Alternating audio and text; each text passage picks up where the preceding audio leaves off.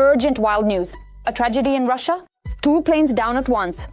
A Su-34 and an An-26 disappeared from the sky, dozens of people killed. Military aviation under attack, losses that can't be quickly replaced.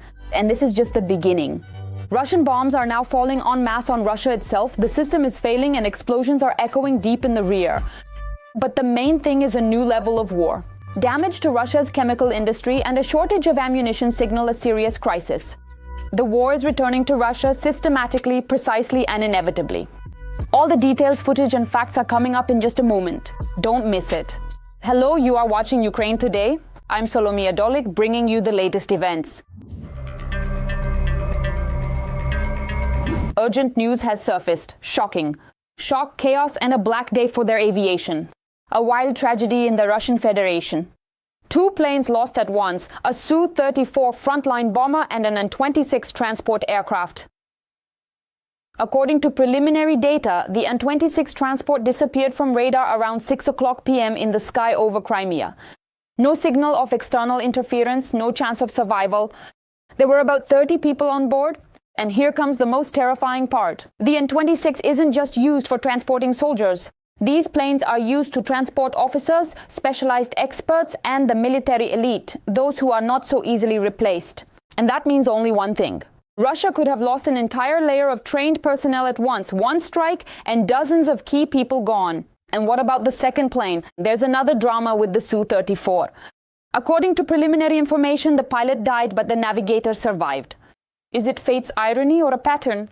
The bombs that Russia dropped on others are now literally falling on the heads of Russians themselves. This is a signal of deep problems, of danger even in their own skies, of the cost of this war that Russia is beginning to feel itself. And while official Moscow remains silent or downplays the scale, the facts speak for themselves. 2 planes in one evening, dozens dead, and possibly one of the most painful blows to Russia's military system in recent times. And the shocking news doesn't end there. While Russia is still reeling from the loss of the Su-34 and An-26, an even more alarming and telling signal emerges. Russian bombs continue to fall on Russia itself. According to Astra, in the Kursk region, a Russian bomber dropped an aerial bomb right next to a highway. The incident occurred in the village of Dolgie Bude. The explosive fell just a few meters from the road. It was only by a miracle that there were no casualties. But this is not an isolated incident. Already on March 1st, another FAB-500 type aerial bomb malfunctioned and fell directly onto a resident's property in the Belgorod region. People had to be urgently evacuated. And the numbers are staggering.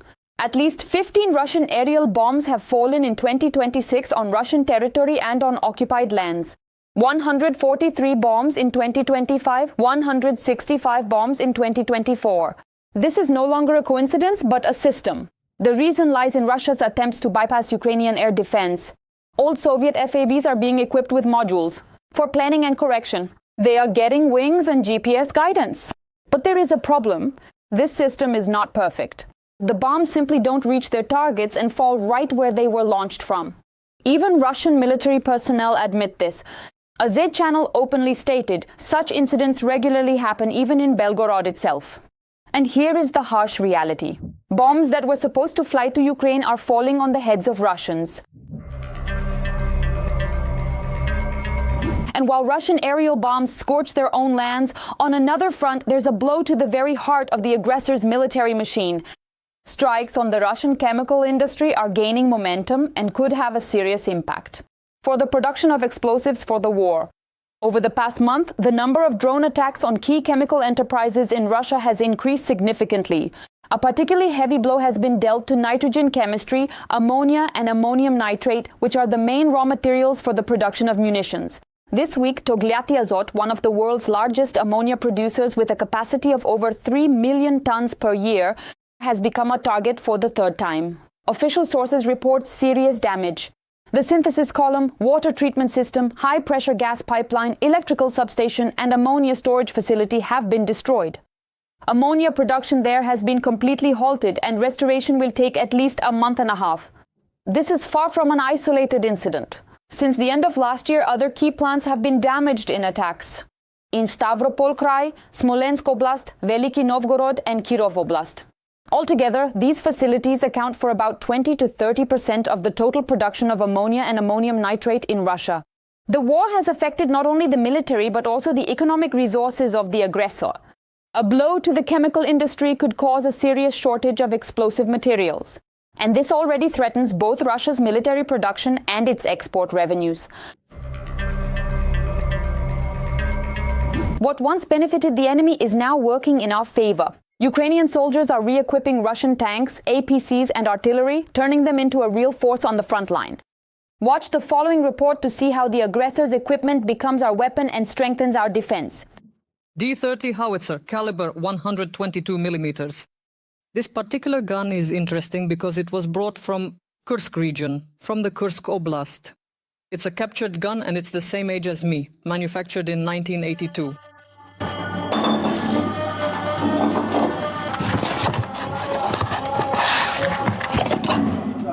Loaded. This is the Hutikeya number 890. I wonder what exactly does it feel like to operate and handle a gun that is of Russian origin. And it was there at the border crossing. Get ready.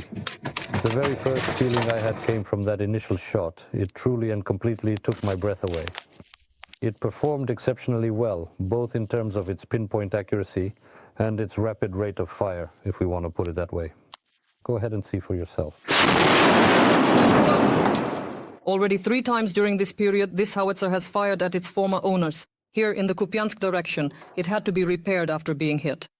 The Russians are hunting for such firing positions because as soon as they advance by assault or push forward, the artillerymen hear the command, "Gun to battle." What are your main targets here now? Infantry. Concentrations? Yes, concentrations of infantry, then motorcycles when there are any. Lately, very much so. They very often cut off our logistics. Drones and Lancets are flying at us all the time. We try to hide. The better you hide, the better it is. In Kupiansk, even after a successful counter-offensive operation and clearing, several dozen Russian soldiers still remain. They mostly hide in the basements of damaged high-rise buildings near the city hospital. They are tracked down when someone sees a Russian drone delivering supplies to a certain location. At the same time, the Russians are attacking east of Kupiansk in the area of Petropavlivka and are trying to approach Kupiansk. This busy railway junction is a key intersection where several train tracks meet to manage the flow of regional traffic. One is lighter, one is heavier. There is no continuous gunfire. One flies farther away, one closer. Karadogov's artillerymen are preparing for action, weighing the gunpowder. They say everything is measured out to the gram, just like in a pharmacy. Here on the front line, technologies from World War II and those of modern warfare have become intertwined. At the same time, both drones from 2026 and cannons that are 40 or even 80 years old are in use. Do you have anything to compare this cannon to? Did you have a previous one, so you could say how this one is for you? We did. We previously utilized the D-44, but it is simply cannot be compared to this model. This one is significantly more advanced, much sturdier and much more powerful. And this D-44, what year was it from? Since 1946, I believe. Now, modern warfare has become much more driven by advanced digital technology. It is not at all like it used to be in the old days, when you had to physically haul the heavy iron cannon out into the open field, carefully adjust the sights by hand, fire the shot, then hook it all back up again before you could finally drive away. Now, everything is about technology. Drones are a real nuisance. Now we listen to the sky, both while we're working and when we're moving. The sky above is now densely covered, with nearly every possible drone the Russians have in their arsenal. Are we getting in? Yeah, get in. Everything is completely messed up here. It is all totally messed up. Bad, do you copy me? Please copy. Now on the screen you can see the donation details for the fighters of the Karada Brigade of the National Guard who have been holding the defense for over a year. Here, in the Kupiansk direction. This is a fundraiser for Mavic 3 quadcopters and spare parts. Where? Wait, just give me a moment. What do you feel when you remember that this Russian cannon was brought here from Russian territory? Here as a trophy? First of all, there is a sense of pride for our brothers and sisters who operated this cannon, those who then passed it on to us, and now it hits the targets just as they did. Everyone, fly in now.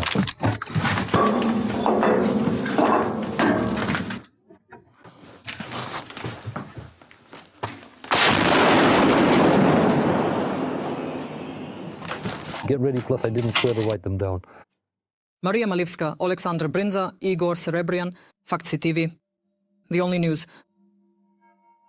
Meanwhile, the grenade launchers in front do not give the enemy a single chance.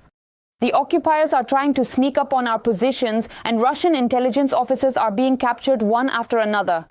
What daily combat routines really look like in the Pokrovsk direction, and what the guardsman with the call sign Mongol feels. All this right now. It usually takes 2 people to carry a body, but sometimes you have to do it alone. Pokrovsk direction. Guardsman Maxim with the call sign Mongol demonstrates how an automatic grenade launcher works and how it is prepared for firing.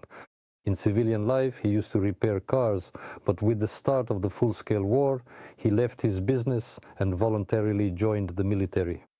In 2023, I volunteered for service and served in the Donetsk direction. My first baptism by fire was near Bakhmut, and now I am in the Pokrovsk direction. He says that the fighting differs depending on the direction. While in other sectors of the front there are cities and buildings, here it is mostly open fields and tree lines. That's why we literally have to hide underground. We constantly have to dig in, dig in. Our task is to provide fire support for the personnel so that they can enter and leave just as calmly. The crew works as precisely as a mechanism: commander, gunner, and crew member. One gives the command, another aims, and the third prepares the weapon. Sometimes they work almost without any breaks. There were definitely times when every single half hour you would actually go out and work. And on top of that, you have to service the weapon because it can jam just as easily.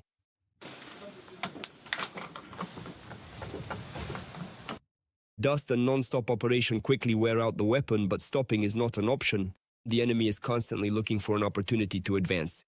There are particular moments in time when the enemies scurry and crawl in like rats, just like those worthless little mice, and you don't even feel like opening fire at them.